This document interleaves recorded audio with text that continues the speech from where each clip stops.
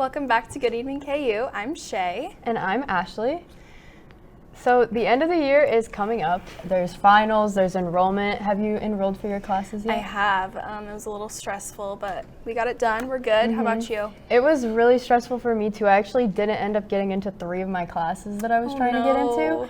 I didn't even feel like I had that late of an enrollment date, but I was scrambling to find a new schedule that would work for me. Oh, that sucks. I'm so sorry. How many credit hours are you enrolled in? 14.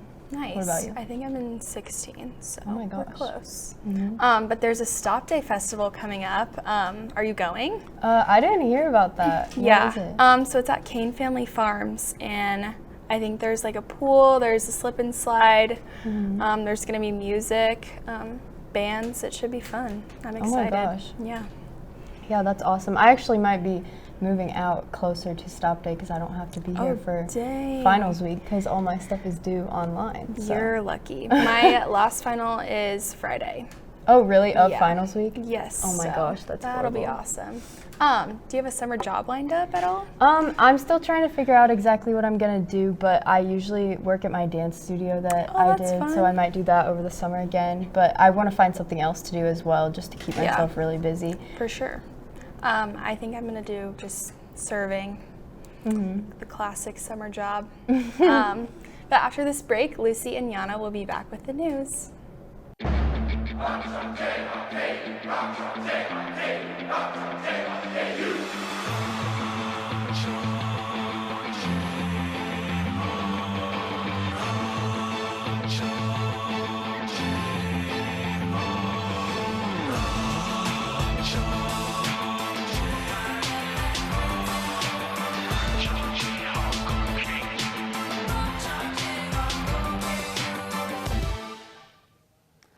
Welcome back. I'm Lucy. And I'm Yana, and this is your Good Evening KU News Update.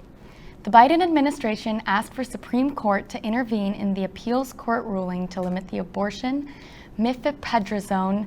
President Biden's administration published the following statement in defense. We will be seeking emergency relief from the Supreme Court to defend the FDA's scientific judgment and protect Americans' access to safe and effective reproductive care.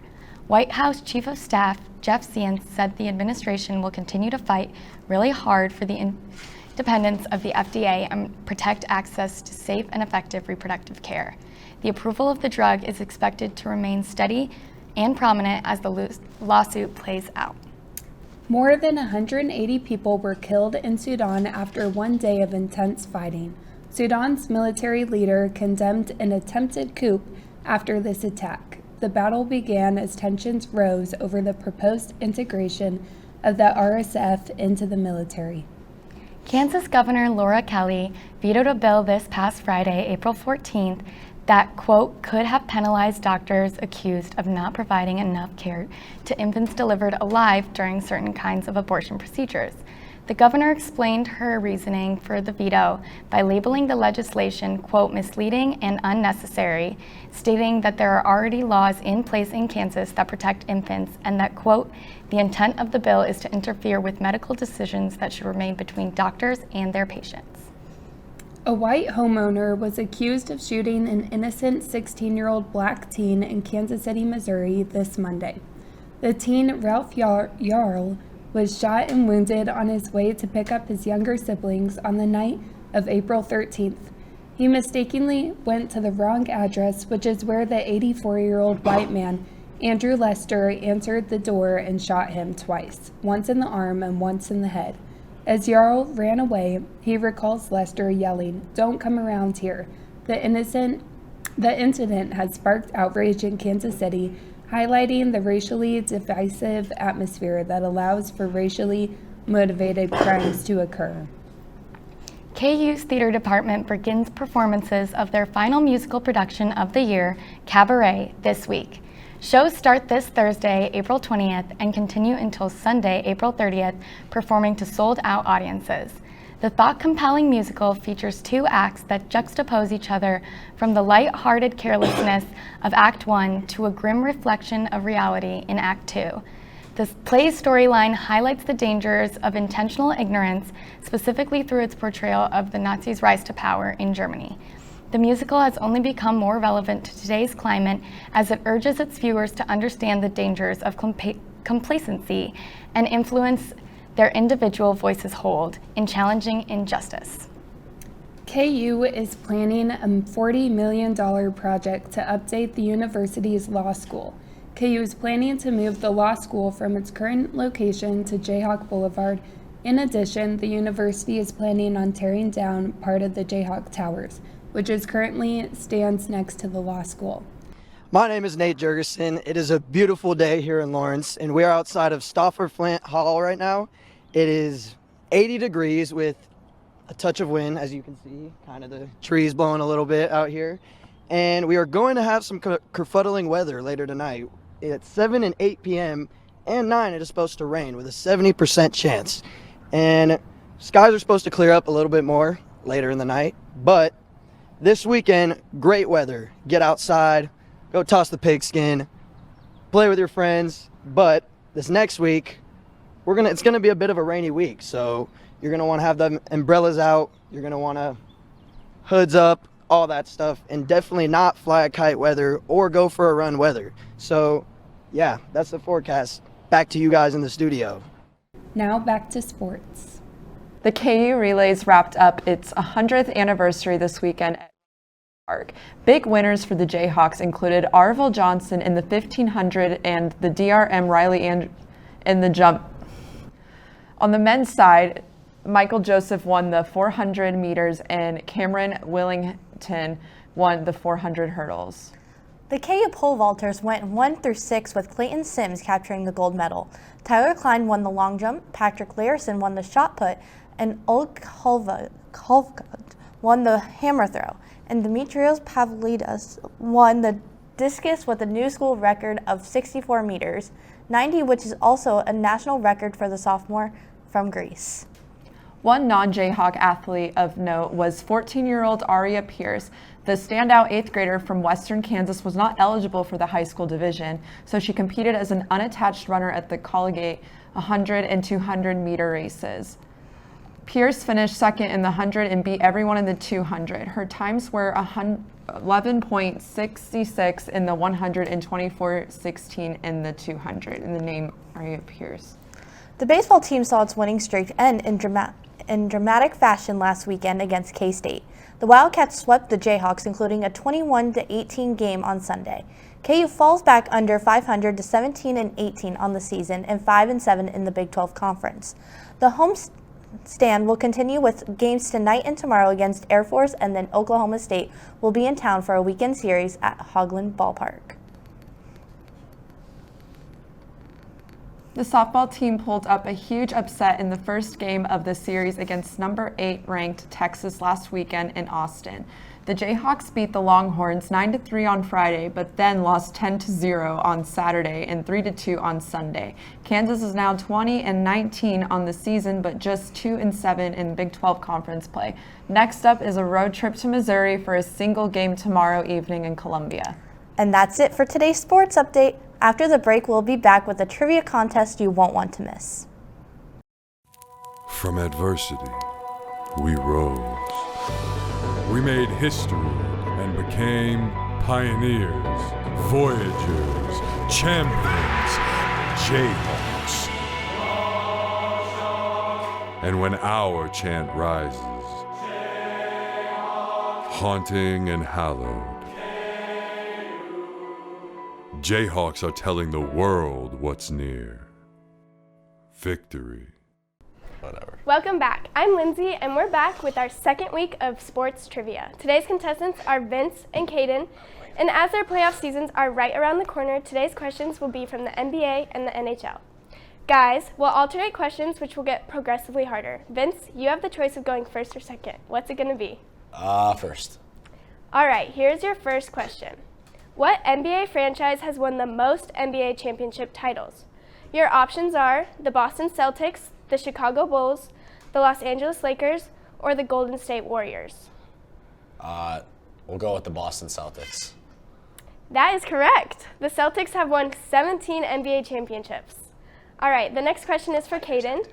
Which NHL franchise has won the most Stanley Cup titles? Your choices are The Boston Bruins, the Detroit Red Wings, the Montreal Canadiens, or the Toronto Maple Leafs? You know what? I'm going to go with the Boston Bruins. That is incorrect. Yep, that was. The correct answer was the Canadiens. They have won 24 Stanley Cup championships. Okay, Vince, the next question.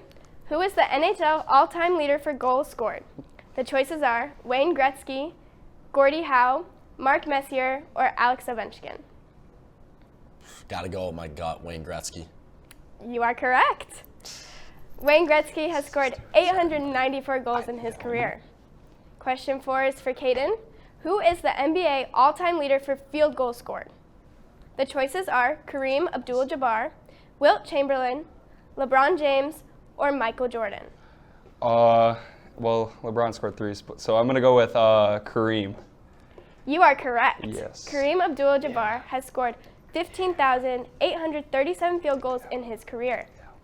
Okay, our next questions are true or false. Caden, you can choose whether you want to go first or second. You know what? I'll go second.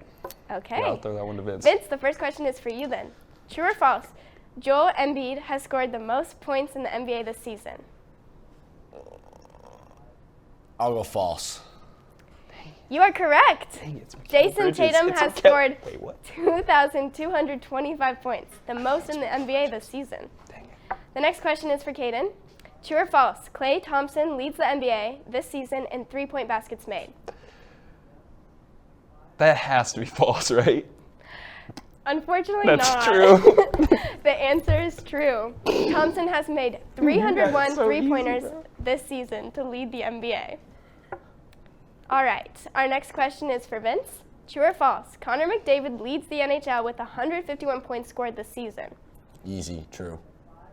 You are correct again. McDavid leads the NHL with 151 points and still counting. All right, Caden, true or false? The Boston Bruins lead the NHL in wins this season. That is true. That is true. That is Yes, true. you are correct. studied Boston that one. has I won studied that 63 games this season. Our last question is for both of you. Our final question has two separate answers. Which teams lead the NBA and the NHL in home attendance average this season? So one for the NBA and then the NHL as well. Vince, you can go first. Wait, Celtics and Blackhawks. The Blackhawks? Okay, Caden, your wow, turn. I just trashed on that answer, so I know not to go with that Caden, one. your turn. Well, I know the Celtics are voted best fans. I'm gonna go with Kings. Okay. No. Give me Warriors Okay. and Can't change up Tampa your Bay. answer, bro. Warriors What? and Tampa Bay Lightning. Unfortunately, neither of you guys Oh are correct. gosh, bro. For the NBA, the Chicago Bulls lead with Oh, an average of 20,527 fans this season. And for the NHL, the obvious Montreal Canadiens, who lead the NHL with 21,077 fans per game. So, the final winner is Vince. I think it's tied. Thanks We for tied, right? playing. Sorry, buddy. After the break, we'll be back with happy news. Well, I know that, but did Corinne or I think she wants. Is there two of them? Yeah, there's two. But I don't know who she wants. Well, sounds good. I can't wait. Do you think she's already found out? Yeah. We can just add a movie after chapter. It doesn't really matter. I don't care, but we need to leave her chapter soon. Are you even listening? What? Don't let vaping control your life. Call 1-800-QUIT-VAPING to get help today. Hi, I'm Megan. And I'm Yana. And welcome back to this week's Happy News.